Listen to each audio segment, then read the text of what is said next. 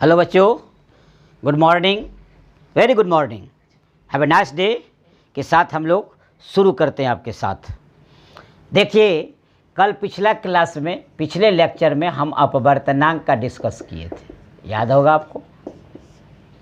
उसमें बहुत सारी परिभाषाओं का मैंने जिक्र किया था और लिखने का भी संकेत बताए थे कि हम लोग अगली कक्षा तक ये म्यू लगातार चलेगा।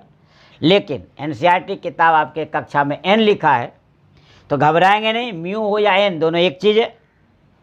अब इसका अर्थ समझा जाए।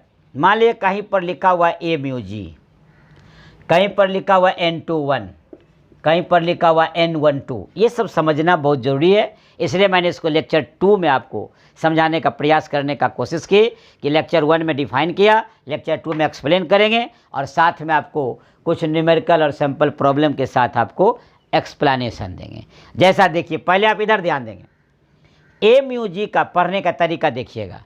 Refractive index of glass with respect to air, इसका मतलब हुआ refractive index of glass with respect to air. देखिए, मत घबराइएगा, इंग्लिश लिख दिए। इसका मतलब है कांच का अपवर्तनांक हवा की अपेक्षा, यानी हवा के सापेक्ष कांच का अपवर्तनांक। ये देखिए, पहले कांच है तब हवा है, तो देखिए ध्यान से, refractive index of glass with respect to air. यदि यहीं पर कोई उलट दे, जी म्यू ए लिख दे, तो देखिए पलट गया, जी के जगह ए और ए के जगह जी। इसका मतलब यदि इसका वैल्यू आपको पता हो और उसको यदि हम पलट दें तो इसका वैल्यू पता चल जाएगा। जैसा for example A mu G हम लिखते हैं 3/2, तो नेचुरल है कि जी म्यू ए 2/3 हो जाएगा। क्योंकि आप इसको उलट दिए तो ये पलट गया। और पढ़ने का तरीका क्या हो गया, refractive index of air with respect to glass, यानी कांच के सापेक्ष हवा का अपवर्तनांक हो गया। इसमें क्या हो गया, हवा के सापेक्ष कांच का अपवर्तनांक हो गया। ध्यान से सुनेंगे, हम इसलिए अंग्रेजी टर्म यूज कर रहा हूँ कि अगली कक्षा में अंग्रेजी में ही मिलेगा और इस टाइप से मिलेगा, तो आप घबराएंगे नहीं। अब देखिए, आप अपने क्लास के स्टैंडर्ड की ओर भी ध्यान दीजिए। यहाँ क्या पढ़ेंगे, refractive index of medium 2 with respect to 1। इसका मतलब माध्यम 2 का माध्यम 1 के सापेक्ष अपवर्तनांक। ध्यान से सुनिएगा प्लीज। ये जो N21 लिखे, N21 इसका मतलब हो गया माध्यम 2 का अपवर्तनांक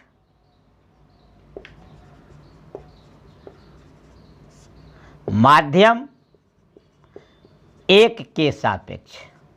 इसका ये मतलब हुआ refractive index of 2 respect to 1, मतलब दूसरे माध्यम का माध्यम 1 के सापेक्ष अपवर्तनांक हो गया। यदि यहाँ पर N12 लिखा हुआ है तो देखिए, refractive index of 1 with respect to 2 उलट जाएगा, यानी माध्यम 1 का अपवर्तनांक किसके सापेक्ष, माध्यम 2 के सापेक्ष।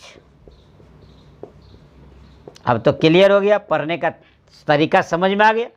इस टाइप से लिखा रहेगा या इस टाइप से लिखा रहेगा, इसलिए हमेशा समझेंगे ये एक दूसरे का उल्टा है, व्युत्क्रम है।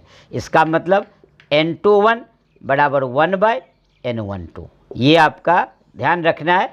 इसको हम लोग प्रिंसिपल ऑफ रिवर्सिबिलिटी भी बोलते हैं, आगे चल के देखेंगे। तो ये आपका देखिए 21 और ये 12। अब देखिए N21 यदि आपको 3/2 दिया हुआ तो 1/ इसमें 3/2 भरेंगे। तो गौर से देखिए, ये 21 का उल्टा है 12, तो इसका क्या मतलब, हम क्या बताए थे, 3/2 है तो 2/3, तो ये 2/3, तो यही ऊपर चला जाएगा। तो बताइए 3/2 के बराबर हुआ कि नहीं हुआ। तो एक ही चीज़ है, ये आपको समझना है, पढ़ने का तरीका बता रहा हूँ आज। Refractive index of glass with respect to air, इसमें बोलेंगे refractive index of air with respect to glass. इसमें पढ़ेंगे N21 माध्यम 2 का अपवर्तनांक माध्यम 1 के सापेक्ष, और इसमें माध्यम 1 का अपवर्तनांक माध्यम 2 के सापेक्ष, 1 और 2 और 2 और 1। जो पहले लिखा हुआ है ध्यान दीजिए 2, तो refractive index of medium 2 respect to 1, refractive index of medium 1 with respect to 2। ये पढ़ने का तरीका है। क्लियर हो गया? ये बात समझ में आ गई होगी। ध्यान रखिएगा, हमेशा आप वर्तनांक में ध्यान रखिएगा ए म्यू जी और जी म्यू ए एक दूसरे का रेसिप्रोकल है, इसलिए कहीं भी लिखा रहेगा ए म्यू जे तो 1/जी म्यू ए। ये देखिए रेसिप्रोकल है, ध्यान दीजिए। यही बात यहाँ भी लिखे हम, इसको N21 1/N12, ये दोनों इक्वल है, इसको ध्यान रखना है।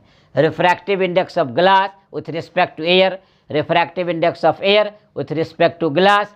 देखिए रिफ्रैक्टिव इंडेक्स ऑफ माध्यम 2 विथ रिस्पेक्ट टू माध्यम 1, रिफ्रैक्टिव इंडेक्स ऑफ माध्यम 1 विथ रिस्पेक्ट टू माध्यम 2।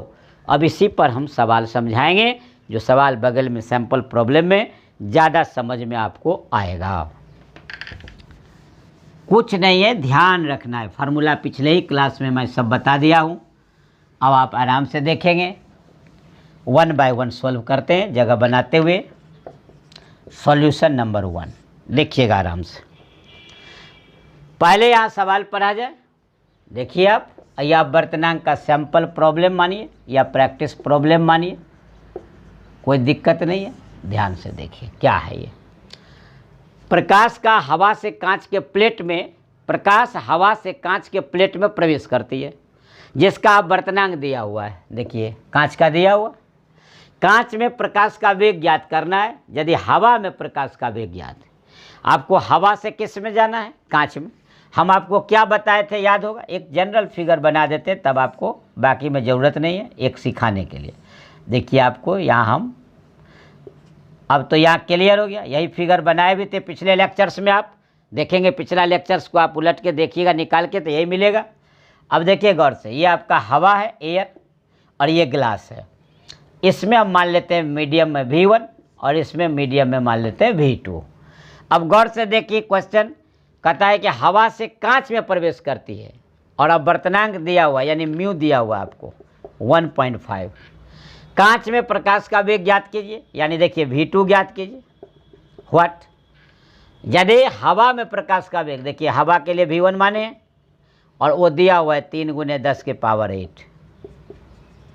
ये आप माने, बहुत सारा किताब C लिखता है, तब घबराएंगे ना। आपको फॉर्मूला बताए थे हम, म्यू बराबर C/V, तो इसलिए कोई दिक्कत नहीं। हवा हो या निर्वात, दोनों में प्रकाश का वेग सेम लेकर हम सवाल बनाते हैं। ये V1 कहिए या C कहिए, दोनों सेम चीज़ है, ध्यान रखेंगे आप। तो देखिए V1 फिगर के लिए V1 मान लिए हवा में, कांच में मान लिए V2। यही लाइट आ रही है, ये नॉर्मल की ओर मुड़ जाएगी। ऐसे तो जाना चाहिए सीधे, लेकिन जाएगी नहीं, ये I बनाएगा और ये R बनाएगा। ध्यान से देखिएगा। अब हम आपको परिभाषा से हम जानते हैं, यहाँ तुरंत लिख देंगे हम जानते हैं। कुछ नहीं है, हम जानते हैं। क्या जानते हैं आप?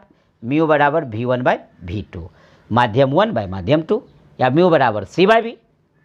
तो अब देखिए V1 तो दिया हुआ नहीं, दिया हुआ 3 × 10⁸ और V2 निकालना है खाली।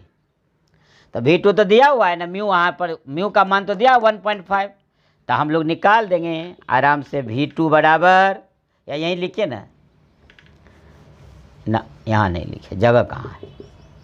अब देखिए V2 निकालना है, तो म्यू को यहाँ निकाल लेंगे। देखिए V2 निकालना है, म्यू को यहाँ बैठा देंगे 3 × 10⁸। अब बाय म्यू 3 × 10⁸, अब म्यू दिया हुआ है 1.5। देखिए 1.5 से गुना करेंगे तो 2 से कट जाएगा, 1.5 को 2 से गुना करेंगे 3 होगा, आ गया।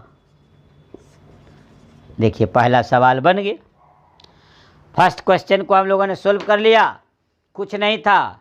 देखिए म्यू का वैल्यू हम लोग निकाले और आराम से आपको बता दिया गया, यहाँ पर दिया हुआ था आराम से। यानी ये फार्मूला डालना है। देखिए म्यू बराबर C/V, म्यू बराबर V1/V2, म्यू बराबर रियल डेप्थ बटा अपरेंट डेप्थ, म्यू बराबर sin I/sin R।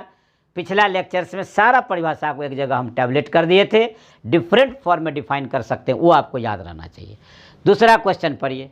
कांच का वर्तनांक दिया हुआ है 1.6 और हीरा का वर्तनांक दिया है 2.5, तो कहता 2.4, कहता है कांच के सापेक्ष हीरा का वर्तनांक ज्ञात कीजिए। ठीक से देखिएगा, कांच का वर्तनांक 1.6। आप कहिएगा कि सर किसके सापेक्ष है, यहाँ कहाँ दिया? जब 9 दे क्वेश्चन में तो समझ जाएंगे हवा है। यदि किसी माध्यम की अपेक्षा देना रहेगा तो उसका नाम रहेगा। इसमें चूंकि नहीं है तो इसका मतलब हवा है। हीरा का अपवर्तनांक देखिए 2.54 है, इसका मतलब हीरा का भी जो है रिफ्रैक्टिव इंडेक्स हवा के रिस्पेक्ट में है। अब कांच के सापेक्ष देखिए दे दिया, हीरा का अपवर्तनांक ज्ञात कीजिए। हम लोग दूसरा सवाल को बनाते हैं, कोई दिक्कत नहीं। दूसरा सवाल देखिए, आराम से देखिए। Question number 2। अब आपको फिगर बनाने की ज़रूरत नहीं है। अब वहाँ कांच से ग्लास में, हवा से ग्लास कांच में था, अब यहाँ देखिए कांच और हीरा में, कोई दिक्कत नहीं। हम लोग को यहाँ देखिए सवाल नंबर सॉल्यूशन नंबर 2 हो गया। ध्यान दीजिएगा, हमने क्या बताया, ए म्यू जी, चूँकि नहीं दिया हुआ है तो एयर मानेंगे। तो हवा के सापेक्ष कांच का अपवर्तनांक दिया है 1.6, हवा के सापेक्ष हीरा का अपवर्तनांक यानी ए म्यू डी, डी मतलब diamond, G for glass, D for diamond, ध्यान रखेंगे, डायमंड, हीरा, डायमंड, नाम ही सुनना है, बहुत सारे लोग देखे भी होंगे आप लोग, लेकिन देखने से क्या फ़ायदा, यहाँ जानना है, समझना है, बनाना है। अब देखिए ए म्यू डी दिया हुआ है 2.4, आपको निकालना है। देखिए कांच के सापेक्ष हीरा का अपवर्तनांक, तो अभी हम पढ़ाए थे refractive index of glass with respect to air, refractive index of diamond with respect to air, लेकिन यहाँ refractive index of diamond with respect to कांच, ग्लास, जी म्यू डी बराबर व्हाट, यही मतलब हुआ इसका। देखिए ए म्यू जी दिया हुआ है, ए म्यू डी दिया हुआ है, जी म्यू डी लिखा है, इसका मतलब ये बाय ये होना चाहिए। क्लियर है? देखिए आप ध्यान से देखिए कि ए म्यू जी दिया हुआ है, ए म्यू डी दिया हुआ है, हमको निकालना है जी म्यू डी। ये तभी ना आएगा जब हम लोग ये बाय ये कर दे, तो ये से ये क्या हो गया, कैंसिल हो जाएगा। तो इसका अर्थ ये क्लियर हो जाएगा कि ए म्यू जी और ए म्यू डी,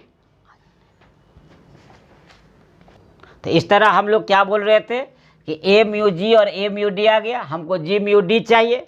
तो अब हम लोग लिखेंगे यहाँ हम पाते हैं, अब देखिए जब हम लोग ये बाय ये करेंगे तो जी म्यू डी आएगा, तो हम लोग उलट देंगे यहाँ, जैसे हमको निकालना क्या है, जी म्यू डी बराबर, तो देखिए ए म्यू डी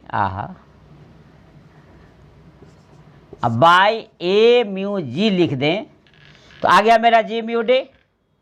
तो अब देखिए ए म्यू डी क्या दिया हुआ है 2.4 और ये कितना दिया हुआ है 1.6, उड़ता गया,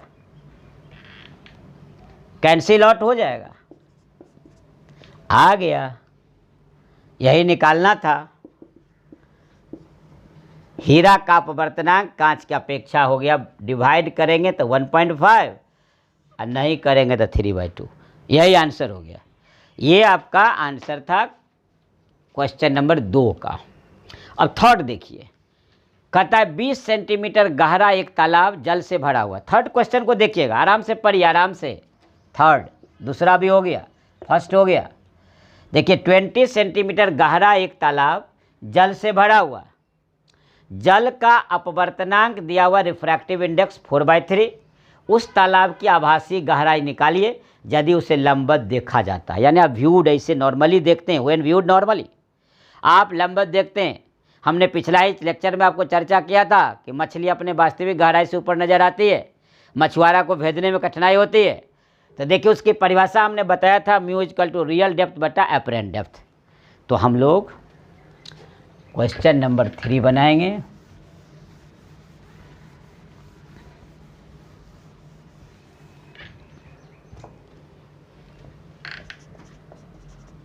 सॉल्यूशन नंबर 3 देखिए, हम जानते हैं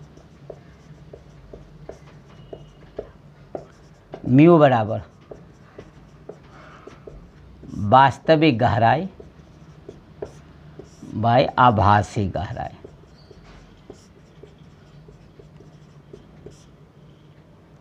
अब देखिए म्यू वास्तविक गहराई तो 20 सेंटीमीटर, आभासी गहराई खाली है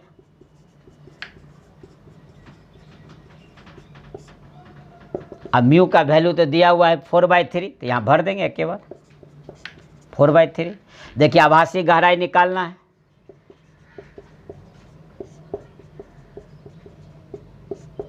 अब इसको मल्टीप्लाई कर देंगे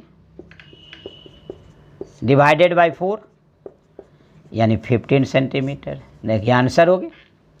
इस तरह आभासी गहराई भी निकल गया, कोई दिक्कत नहीं। तो इस तरह आपका क्या हो गया, आभासी गहराई निकल गया। यदि इसी में आभासी दिया रहता, म्यू दिया रहता तो वास्तविक निकल जाता। यदि इसमें मान लेते हैं वास्तविक दिया रहता, आभासी दिया रहता तो म्यू निकल जाता। आउट ऑफ 3 यदि कोई भी 2 दिया हुआ है तो तीसरा क्या होगा, निकल जाएगा। तो ये था क्वेश्चन नंबर 3। अब लास्ट क्वेश्चन नंबर 4 देखते हैं हम लोग। सॉल्यूशन नंबर 4 कहता है एक प्रकाशपुंज हवा से माध्यम X में प्रवेश करती है। यदि आपतन कोण 72 और अपवर्तन कोण 40 डिग्री हो तो इसका अपवर्तनांक ज्ञात कीजिए। ये एंगल पर है। हमने डिफरेंट टर्म पर एक टाइप बताने का प्रयास किया आपको।